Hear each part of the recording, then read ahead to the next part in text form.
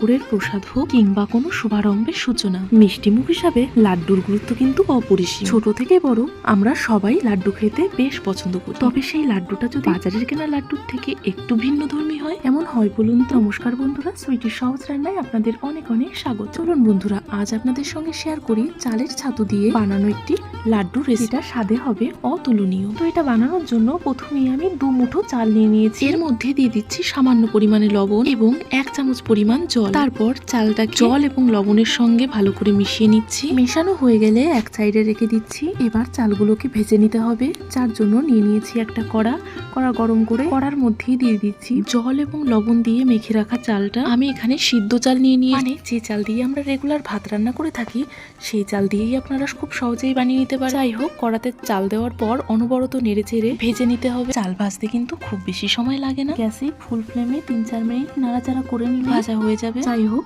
আমি কিন্তু এখানে 500 চাল ভেজে নিয়েছি। আমি যেহেতু চালটা আগেই ভেজে নিয়েছিলাম তাই আপনাদেরকে দেখিয়েছি 2 মুঠো চাল দিয়ে। আপনারা চালের পরিমাণটা আপনাদের মতো নিয়ে নেবেন। আচ্ছা, এবার ভেজে নেওয়া চালগুলোকে গুঁড়ো করে নিতে হবে। এর জন্য নিয়ে নিচ্ছি একটা মিক্সিং জার। চাল ভাজার কিছুটা পরিমাণ মিক্সিং জারে দিয়ে ছাতু বানিয়ে নিচ্ছি। ছাতু বানানো হয়ে গেলে একটা প্লেটে রেখে দিচ্ছি। এই একই ভাবে বাকি চালগুলো গুঁড়ো করে নেব। দেখুন বন্ধুরা, সব চাল গুঁড়ো করে নেওয়া হয়ে গেছে।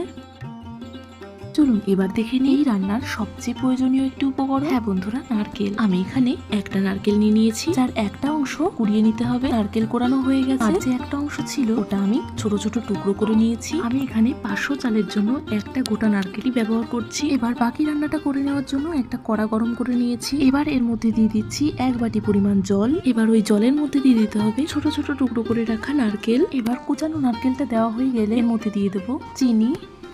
আমি এখানে 4 কাপ চিনি দিয়েছি।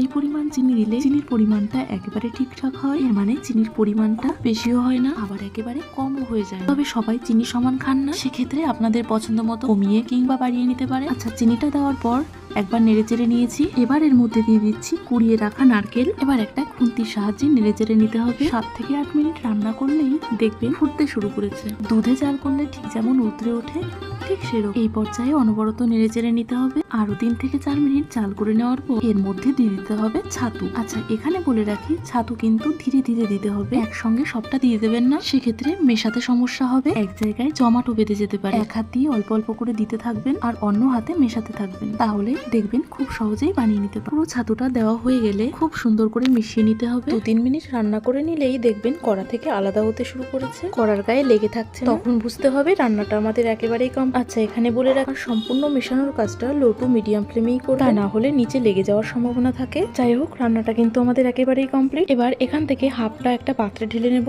যার জন্য একটা থালা নিয়ে নিয়েছি এবং সামান্য ঘি হাতে নিয়ে থালায় লাগিয়ে নিচ্ছি। ঘি লাগানোর ফলে আমাদের তুলতে সুবিধা হবে। আমরা যতটা পরিমাণ বানিয়েছিলাম তার অর্ধেকটা থালার মধ্যে ঢেলে নিচ্ছি। এবার ছোট এক টুকরো কলাপাতা নিয়ে নিচ্ছি। এবার ঠিক এরকম ভাবে চেপে চেপে থালার চারিদিকে সমানভাবে ছড়িয়ে দিতে হবে। আচ্ছা, এখানে বলে রাখি, এটা কিন্তু গরম থাকা অবস্থাতেই এরকম করে নিতে হবে। যেহেতু অনেকটাই গরম তাই কলাপাতার সাহায্যে আমি করে নিয়েছি। এর ফলে হাতে কিন্তু কোনো রকম গরম লাগেনি আর সময়টাও অনেক কম লেগেছে।